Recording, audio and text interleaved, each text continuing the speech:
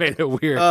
January 22nd, MetaModern Roundtable, take 2 This is show. Hey, Austin. Kane, I want some coffee, show.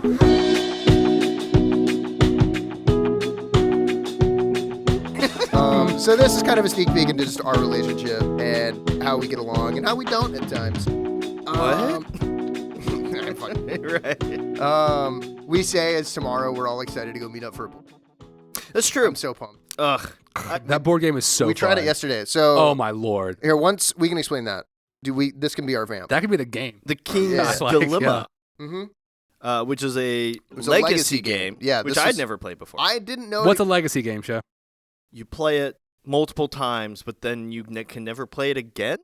So it seems. Kind of, so yeah. essentially, you buy the board game, and that board is then adapted, changed, like to the degree that there's stickers. You lock Right. onto Yeah. the. You put actual stickers playboard. on, you affix them to the board. Yeah, and like you cannot change this board for, I assume, months is what the ideal version of it is. You'll play a round and you play a generation.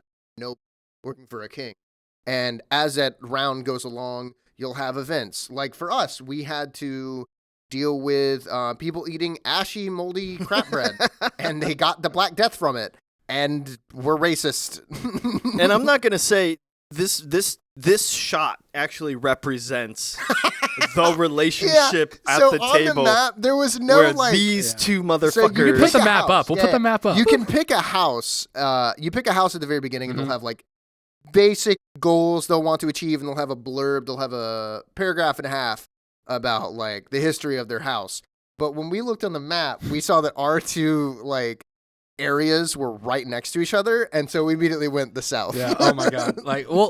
It's a role playing game. So Yeah. the idea of the game is that it's about how much fun in a game like that. It's only you get as much out as you put in. Yeah. You know what I Yeah. mean? So if you go into it with the idea that I'm part of this country and this is my thing, I'm going to do it, you'll end up having a really good time. Yeah. And so that's basically what we all did last night with some friends, and If you it's have now a- my new obsession. If you have a D&D group that you already play and do stuff like this with, I would highly recommend. Oh. What's it called? I'm sorry. King's Dilemma. Like what they basically just come up with cards, and they're just like dilemmas that you and your council vote on. And the very first dilemma, we were debating for like 15 minutes before Yeah. we even knew like the actual game mechanics. and this was before we were knew, just like, fucking going how hard. anybody yeah. wins. We were just like, Like, my people Yeah. don't like it when people eat. yeah, no, we need windmills. So the first debate was about the first debate was 3 windmills were burned down from in arson my city. in his town, in his area, which is a coincidence. Gamam. But like Game in in. Gamam. Gamam. In Gamam. And so in Gamam, on the road to Gamam, 3 windmills were burned down. And he was immediately arguing, like, my people don't need it. No. That's what I it don't want was. to waste the money. Right. Oh, So God. That's the whole different. idea of it is every choice has like every action has a consequence, whether it be good or bad in it. And so you have 5 resources you're trying to manage as a group, and everybody has their own agenda. So in Show's case, he might Mhm.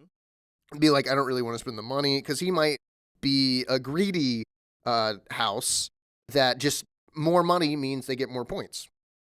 But then in my case, my agenda was I wanted an extreme. I wanted a very extreme resource management. So one, let's say the money, we're flat broke, but our people are very extremely happy. What ended up happening is that we had a lot of money and our people were furious.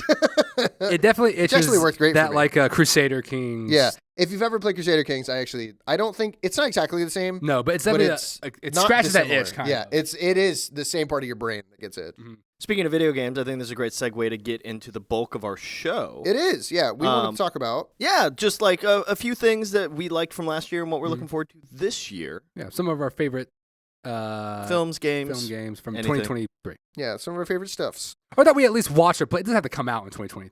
Yeah, we no, no, saw no. it for the yes, first yes, time. yes. Or Which is played it important. for the first Because time. to be honest with you, I could probably then list like I got into PlayStation 2 emulation legally. legally, Yeah. Legally. how do you distinct PlayStation. emulate legally? There actually is a way to do it. Oh, So okay. the idea is that We're about to get emulators fucking themselves are not the illegal part. You don't necessarily Oh. need PlayStation hardware to run a PlayStation 2 game. Okay. The problem following. is purchasing a PlayStation 2 disc and then burning it onto your computer, which you have no proof that I didn't do. Right. And so the idea is that ISOs and ROMs are the illegal part. And that's where companies like Nintendo technically do have a right to be like, hey, you're like actually make copying a ROM hack. right? Yeah, you're using our asset. But theoretically, you have just converted an asset into a digital asset and running it in off theory, of that. in theory, ROMs can be. I'll say confidently, it's rare. Most people don't do that. But I played a lot of old PlayStation 2 games from childhood that I have a PlayStation 2, but it's an AV cable and and it's just kind of a pain to set up on a modern TV and it doesn't look quite right. So then I just set it up on my desktop and I can emulate an original TV screen and it looks kind of correct. Do we just lose all that shit? Like when AV cables are like totally there gone, is AV we just cables. Can't do that? There's AV to HDMI adapters, and that's the answer. Because think about like, you say that, but I don't think they're going away soon. I think they will at some point, but like we still have coaxial connectors. Yeah. You know, for like ancient stuff. I mean, my internet is coax. Right, but well, you live in the I think we'd actually. cave. I think we'd actually lose audio video before we lose coax. I agree. It's a more robust case. Mm-hmm. As far as like data transfer, everything. Yeah, it is better. So PlayStation 2 AV kinda emulators. Anything else? Did you watch anything that was fun? Just from like the past, I watch Akira once every year. I'm a big why once a year? That's very interesting. Well, at least once a year. I probably watch. But it's just like it was one of the first anime movies I ever watched, and I think it's one of those stories that you can't. Some of it is an issue of the movie, but some of it is just that's how the story is. Of you can't really get the full picture until. Yeah. And so it's just become a tradition for me to be like, I wonder if there's something else I'll notice. And at this point, I got it pretty on lock for myself. Everything I'm going to pick up, I've already seen. Because I've been watching it since I was like 12. It's kind of inappropriately young to watch that movie because you watch it the first time and you're like, oh my gosh. Oh, Lord. This gets real crazy in the third act. Yeah. But like, that part. That's Act 1. Yeah, it's brutal. It is. Yeah, it's a really good movie. If you've never seen Akira, never seen any old anime like that, I would highly recommend go to check it out. That era is very fun. Yeah, it is a very good era.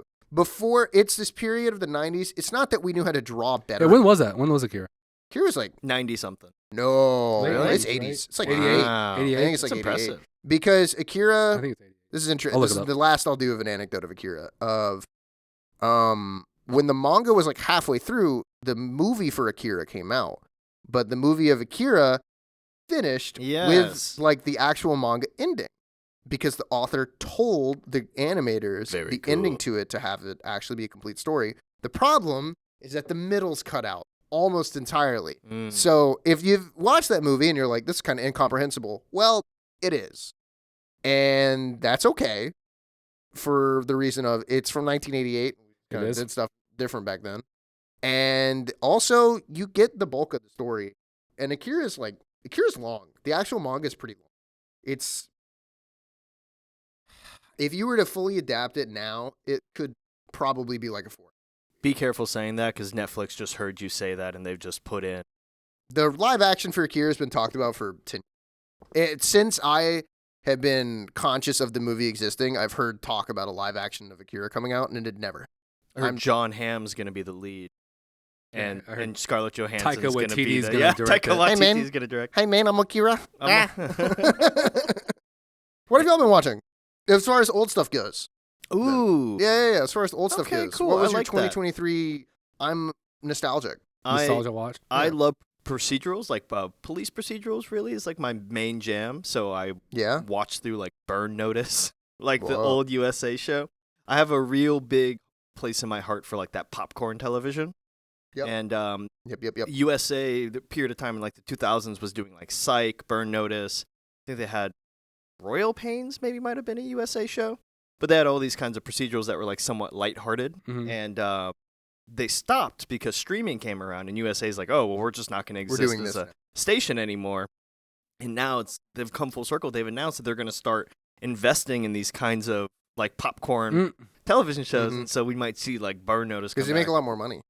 And I'm sure it's cheap to make, relatively speaking. Netflix is come back as one of the most popular shows this year on Netflix. Was that thing Suits or Burn Notice? Suits is up there. One of the most popular Netflix shows, and it's actually we don't have the real data because they keep it very tight to themselves. Emily in Paris is phenomenally successful, and that is the most potato chip ass show. It is cheap to make. I don't even know It what is that cheap to produce. Exactly, because you like film. You know what I mean? I've Like, but only on a seen real note. Oppenheimer. But like on a real note, like you don't watch as much like schlock, right? Yeah. And it's kind of schlock, but it does really good. Mm-hmm. Like the fact you got to think about it. The Kissing Booth 4 probably got more views than something by like The Woman King. right. I don't know Like what that something. is. The Woman King. So the idea That's of my like point. Apple or like Apple TV Plus films. Yeah. Like they did the Shakespeare one. And this is, I actually think talking about the nostalgic, what we watch nostalgia-wise is a very interesting point when it comes to talking about streaming services, because there's almost no reason to make new content for streaming because services. of the old. Because not only are you fighting against the current stuff that's coming out and what's in the zeitgeist, you are also having a eternal war against Friends and The Office, and you will lose. I always wonder, at some point, right, the list of like 100 most important movies. What happens in 100 years when that list balloons to like 1,000 most important movies? And then it's so many movies that you cannot watch them in enough of a lifetime. I already think 100 most important movies is a pretty meaningless amount of movies. I will, because there's always going to be like 50 that's like, I can't be bothered. Yeah. In that list. There's always 50. And even if it was 50, I'd still probably be like, I don't want to watch like most. Right? Yeah. And it's, I don't know, it's like practically my job and I still can't fuck. Yeah, I mean, well, film is just interesting because it's like, it's been around for like 100 years. Yeah. Like filmmaking. But then that's also you know what I mean? But that's a relatively new it's concept, right? Film and TV are like the newest Podcasting. like Gaming. forms of art. That's the thing, right? Podcasting, I don't know that podcasting's an art. Podcasting is just radio on the internet. Right. And radio's not like As a podcaster. You know what I mean? I will say radio's that. not art, Yeah. right? What? Yes, it is. No, it's not. I will go toe to toe. Back when I miss radio dramas, bro. You should listen to the Peabody winning award series about the history of radio. It's true. Talk radios. Talk radios. Because what you just said, yeah, like a radio show, I could see it. Radio show could be. Yeah. This is art. Huh. Anyways. No. So, but yeah, well then on a less like high-end topic, what was your nostalgia pick then, mate? So I've been watching, God, there's a sketch comedy show that's on HBO from the 90s called Mr. Show. It's David Cross and Bob Odenkirk's sketch comedy show. I wish it was me. Oh, okay. What's up? I also want the show.com URL. That'd be cool. Yeah, no, yeah. I think about Mr. Show. I think if we did our own Mr. Show, we could do it. Yeah, we could. With them. But anyway, it's on HBO. It's so funny. There's 4 seasons. You'll be blown away by the cast. Like, Tom Kenny is in the cast, who's SpongeBob. Really? There's so many. It was also crazy, incredible the writers. racist Transformer twins. Like Scott Aukerman is on the show. Dino Stamanopoulos, Paul F. Tompkins. There's so many like writers and like royalty of like comedy that came up on that show. It's Are so you a interesting. David Cross fan? Oh, I love David Cross. Have you seen the bit with him and Michelle Bryce is a Godfrey, terrible person. the person who does all the music videos for the White Stripes, did Science Asleep? There's a short skit that they did where David Cross was was a shit, like a piece of shit. And he, I haven't seen the Gondry Cross shit joint yet. It's funny. That sounds it's good. awesome. It's though. funny. Very David Cross when you watch. But yeah, that's what I've been watching. Okay. Pretty sick. That's cool. Sorry, That's I'm cool. Just trying to fuck with fucking. All right. Yeah, that's cool. Let's move on though, because I don't fucking care. That's pretty fucking boring though. That's pretty boring, bitch. No, it's really interesting. Why am I hosting? What's interesting about it? You just said it was interesting. What's interesting about it? It's interesting that that's where Bob Odenkirk got a lot of That his is start. true. Well, it's interesting. Because Well, I what's know interesting to me nothing about what he did before dude, breaking Bob Better Call Odenkirk Saul. was straight up comedy. Yeah, I didn't know that. Wrote for SNL. I think he arguably, because Better Call Saul is kind of funny, isn't it? He's supposed to be a funny character. I don't know. I haven't seen any of it. No, I don't think you understand. Like Bob Odenkirk was like Will Ferrell, like Oh. comedy. Not like he couldn't do serious roles. He did like the Jordan Peele level crossover. Okay. He I he didn't know totally crossed over to now he's an Yeah, because action the only actor. role I know him like in Mr. Nobody and stuff Yeah. like that, he does like the only real movies. Now. The only role I know him for is Better Call Saul. Yeah. That's all I know him for. I think it's a little funny in so much that his character in the Breaking Bad universe has that aloofness about him. Yeah. Right? In universe. Yeah. But I don't know. I think that comedic actors make some of the best dramatic actors. I think so too. Well, it's just good actors. you know? Yeah. Like, but if you watch Mr. Show, you're like, peek it. fuck, bro. I'll peep like, it. That you can see it. Like, Bob Odenkirk's a fucking I'll say good confidently, actor. I won't watch all of it, but I'll check out some of it. It's so fucking good. Like, it really is. I'm going to sneeze. Not the mic. You're That such a bastard. That was not real. Awful. Do you sneeze loud? No, usually I try to hide it. Yeah. Good. It's a restaurant thing. Keep continuing that. Yeah, why'd you stop? What the fuck was that? Because it was content. I looked right at the camera and I sneezed at the camera. And you went, Oh, that's content. freak. We also all play games. That's true. That's true. Let's move on. I play games with hearts. You play games with hearts? You play Kingdom Hearts? Yeah. Solitaire. Oh, Poker. Blackjack. that's a Zelda. okay. What other games have hearts? I'm sure plenty if you're A lot of including games the have hearts. Zelda. Yeah. Mario. Mario Doesn't have hearts. usually does. uses like a bar thing. It depends on the Mario. Oh my God. There's You a say red yeah, he heart. does- There's a red heart one that spins. What are y'all talking about? I think that's And that like fills up a Zelda. bar. Are No, you no, talking no. about Super Smash There's a Brothers? red heart. It's that's- in Super Smash Brothers. That's the full heart. That's from Kirby. That I is a Kirby thing as well. I mean, there's a lot of hearts in Well, game. I The still heart played that as Mario, and I the grabbed heart- the heart, guys, so I don't know what to tell The y'all. heart that spins is in Mario 64. It spins around. Thank you. stand in Okay, there you go. But it doesn't heal a heart health bar. There's just a heart. But there's still it's still got heart in the game. Okay. Well, And you know what else game has a lot of heart is Baldur's Gate 3. There's a lot My game of the year. My game of the year. Baldur's Gate 3. Yeah. What's your favorite games of the year? Let's go through it. I'll just go ahead and say it. Baldur's Gate 3. But like that's been beat to death by everyone. Like that's talked about so much. Still talk about it a bit. But. It's good. I mean, it scratched my. The thing what I really, really, really liked about it is that I haven't been able to sit down and just play D&D, like just play it, and it really scratched that. Mm-hmm. The role play itch for me. Yeah, so I was like, oh, this is enough, and now I don't want to play D&D. Honestly, it did the opposite. Maybe not want to play. It's actually like super interesting because I know some people that are really into D&D that have said they actually don't love Baldur's Gate because it is still more limited as a concept than D&D is because it has to be. Definitely. You get the both. You get the one where it's like more limited. You can't do anything you want to. Yeah. And then it's the But other as thing far where as it's like a normal game goes, better written than any DM story that any like you know what I mean like yeah. Because you couldn't. There's no DM that has a team of like 30 different writers working on it for 4 years. years Yeah, on 4 or this 5 fucking years. crazy story of insane like interlinking in so many ways. So when other D&D players go and play, and then they go, oh, I want to play D&D now, and then they play it for 1 second, like this isn't nearly as fucking robust. You suck. Of a story. It's like yeah, bitch, because they spent like $200 million to fucking build that. What are you It's talking true. about? And it's a good thing they were successful through it. Yeah. I'm glad because it would have been.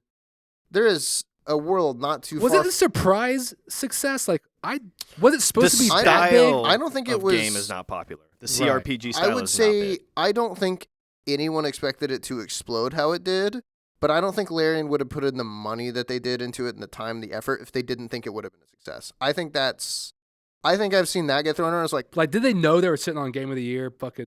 I think they had to. According to their release schedule, they booked it in such a way that it was in between some major releases that ended up flopping. Yeah. And Yeah, that yeah. helped Interesting. it. Yeah. But it was positioned in a release schedule that was quite aggressive. Yeah. Like when you think about it, it's They like, knew it's it like was basically They knew in it was between big. I'll They also had say something. you have to also Spider-Man: No Way understand Home. that this is a game people have played a I year just or don't two remember ago. Baldur's Gate 2 being. It's Baldur's Gate 2 old. came out a long Yeah, I way. was about to say When was Baldur's, that? Baldur's Gate 2 is a It's like hot an minute. old 90s, So- 2000s Oh game. shit! Yeah. Really? Yeah, yeah, Okay. yeah. Mhm. So, And the concept is good, and they've also and people love Divinity. That's the Right, thing. yeah, people did Divinity, love Divinity. Divinity 2, which is the previous Larian game, it did good, and it was successful for the company. But it was more so like a proof of concept that Baldur's Gate 3 could work. Mm. And while Divinity 2 was coming out, everybody was like, all right, Baldur's Gate 3, let's get it. Let's get it. Everybody was still excited for it. And what you have to, like, one of the people I played through Baldur's Gate 3 with, he's already played the whole thing by the time Baldur's Gate 3 came out because the betas have been released forever ago. It's been in early access for a long time. There's a part of the reason they knew it'd be a success is because the people playing it have been like, this is real. Like, it has been known that this game was a banger for a hot minute. Interesting. And so I do think though that it was a runaway success, like more than they would have dreamed. More than that, yeah. Yeah. 'Cause I just didn't feel like I heard that much hype leading up to it. It's because it's always been out. I guess why, yeah. And because it's always been out, like technically, they just weren't allowed to officially apply for anything official until the game is out. So like they can't do Game of the Year considerations until they're like, oh, we're out of alpha. That makes sense. The game's out. That makes sense. And so then now that they're out, they can like do this marketing campaign to say this game is out and now it's a thing, and then people can now say that it's the success that it is. I think some of it is also they're one of the few devs that have correctly used early access, so that to helps not just funnel money in. Yeah, and actually labeling it correctly, like here's our release schedule, here's our release date for an early access game, because right now, I was gonna say this might date the podcast a minute, but I don't really know how much of a flash in the pan this is gonna be. Power World just came out. Yep, dude. But it's going to be early access. I want to play it so bad. It's topped the highest concurrent player count is above Cyberpunk, which is an insane stat. It cracked Counter-Strike. Wow. That doesn't happen ever. I remember I woke up Saturday morning. I saw all this shit about Power World. Yeah. Texted off, and I was like, "What the fuck is Power World?" Yeah, and because I was playing it. You were playing it. I knew you would know. I know you would know. Yeah. So did you see the story that the developers actually had to meet with Epic Games about server issues? Right. So and it was like an emergency over the weekend. Right, because they knew. I think this is another thing of like they knew it would be successful. Nobody could have predicted this. This is a tiny dev team that was kind of just making a shit post. Like almost a like a shovelware almost. Kinda. Like, to be super real with you, the game's not bad. It's actually pretty good. There's a reason so it's like not a good I wouldn't. But as far as like video game goes, it's like the nearest you can not get to an asset flipping game. Yeah, it's like a 7 it's like a 7 out of 10. I like it. The concept is all there. The mechanics are all there. What it actually is, the marketing seemed to be like, it's Pokemon with guns. It's Ark Survival with some Pokemon stuff. What it actually does under the hood, like under the veil a bit, the idea is that you catch your pals, Pokemon, in your Pal Balls, your Pokeball, and then you bring them back to your base. Yeah, you make Pal Balls and throw them at your pals to capture them, and they have moves, and you have a party. That's Pokemon. It is Pokemon. Well, that's the idea, but it's far enough away that I think they could get away with it being called a pair, so it's fine, in my opinion. So the actual interesting thing that most games in this survival genre don't do is that you can make these pals work on your base and collect resources for you, which actually, and automating the process of a survival game is something everybody always has wanted and can't always do. There's no mechanism in the game to necessarily handle and this does have it. Right. And it's actually pretty dang good. And that's why I think people are like, oh, this works. Is it MMO-ish, kind of like Rust? Yeah, it's similar. I think you can have big servers, which is part of... Their servers are not hosted internally, and a player doesn't host it. Hosted by Epic, which is why they had to have that emergency about server. Which is what that was all going on. I mean, they've got plenty. Yeah, they're fine. They just got to flip the switch. I think it really is that deep. But it was essentially, they went like, whoa, this sold millions of copies. Yeah. We were expecting 1 million. Okay, what do we do? And like, so it was just very much a panic button. Like, multiplayer wasn't working. They wanted it online day of, player counts up. I think Epic did the right thing. I think as far as video game goes, like, companies who do host such like that, they need to be able to have the infrastructure in place for server loads like that. Because you never know, but it's like a going concern. It's true. I imagine it's also... I don't know how much Epic actually makes from stuff like this, because I'm pretty sure it's on Unreal 5, or at least Unreal 4 or something. It has to be on 5. So then basically it's like... Which is why they're connected to Epic. Right. Because most of the sales have been on Steam. So. Oh, interesting. Oh, so not even through the Epic Game Store. Right. So I wonder how much money. So interesting. I mean, congratulations to the developers for sure. Awesome. Yeah, good for them. Like, very good for them. Any kind of small independent developer that can change the gaming landscape and capture it in such a way, that's huge. Very interesting. And I think a lot of people have said, I've seen online the discourse is like, this will change Game Freak to make it good games. I don't really think so about Pokemon. I don't really think this is going to change one of the largest franchises, because it's too cash distant. Money. But to be honest, it is too distant from Pokemon to like really be. I mean, Japanese developers don't look at guns and go like, we need that in our game. They actively do everything they can to obfuscate this is a push to a in there. Exactly right. Show what you've been playing. I've been playing a lot of RimWorld. That's my own. I play it constantly. I think I have like hundreds of hours into RimWorld. What type of game is it? I don't even know what type of game. It's a. You ever play Prison Architect? Do you know what that is? Oh, yeah. Yeah, it's like a low-res kind of management game. The thing that it excels at... Colony management. Where it succeeds is that it doesn't look pretty, but it has a lot of functionality in it and has a lot of ability to do different things. Again, I like kind of casual games that I can play in the background.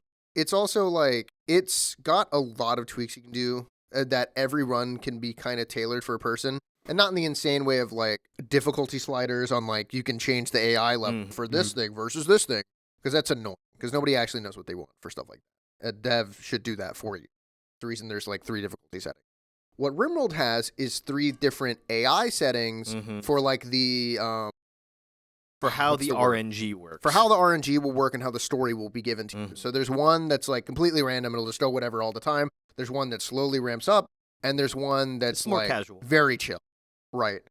And so the idea is like you'll get new colonists come by and they'll all have traits about them. Like she might be one-legged. And there might be a guy who's addicted to crack. One of my favorites is you can get misogynists and misandrists together and they like hate each other. Yeah, and they despise each other. Exactly. And it's hilarious. And they like fight. They will literally fight each other. Yeah, they will. And you pretty much, if you get that, you have to kick one out. You have to get rid of them. And it's kind of fun. Or turn them into a sofa. You eat them. Which is what I typically do. I like those kinds of games that aren't necessarily about like an end state or winning They're point. Not about it. You can win RimWorld, but I don't know anybody that it's not the has point tried. of. It's like Project Zomboid. Sure. I love in the very beginning. I don't know. Have you all played Project Zomboid? Yep, I played a lot of it. I love that game, but I love the premise of it is this run, they open with, this is how you die. Yeah. And so it's about like the experience and not getting to the end. And that's what I like about games. I don't like, same thing with what are the ones that you can play over and over and over again? Well, my most played game of all Vampire time Masquerade. Thank you. literally has no end. And there's no insight for me playing it either. And Fortnite. City Skylines. Oh, God. See, so RimWorld is very similar in that, like, you can keep maxing. Yeah. And, yeah. What do you think about all the controversy around City Skylines 2? Have you read about the toxic community? Are you the one that's on the board threatening the community managers? He hasn't bought it, and he's so excited. I haven't played 2, but it's like, are people like threatening the fucking developers or something? Yes. God. Yeah. So the point to where it said, we are going to stop communication with the community. Which they probably should. So I know, I haven't kept up with it fully. I know at the very beginning of the release, it just ran real bad. Yeah. And then when everybody knew that. Well, and so did City Skylines 1. That's what I'm saying. That's what I'm saying. We all knew that was going to happen. Yeah. Anybody who played City Skylines 1 knew City Skylines 2 wasn't going to work. I played City Skylines around the time it came out. I'm trying to think of when that was. I played like City 2013. Yeah. Like literally, around that time. I probably played it in like 2014 on my old laptop. It didn't run, and I went, well, that's how games are. And that's, everybody kind of accepted that back then. And then in 2017, it had been fixed. It was by then it had been fixed. And now City Skylines 2 has come out.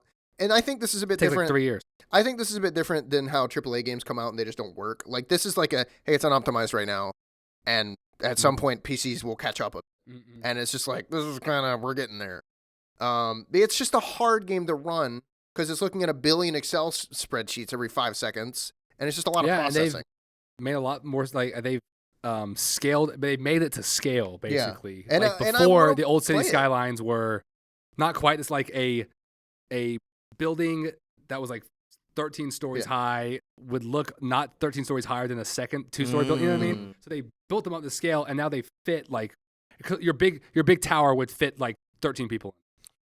Right. But now you could fit a lot more. So now, interesting. But the problem is, the 2 main gripes people had is when it came out, it was chugging on 49, which is kind of unacceptable. Yeah. To be real with you, that's like top tier. That's it. Yeah. You can't get higher than 49.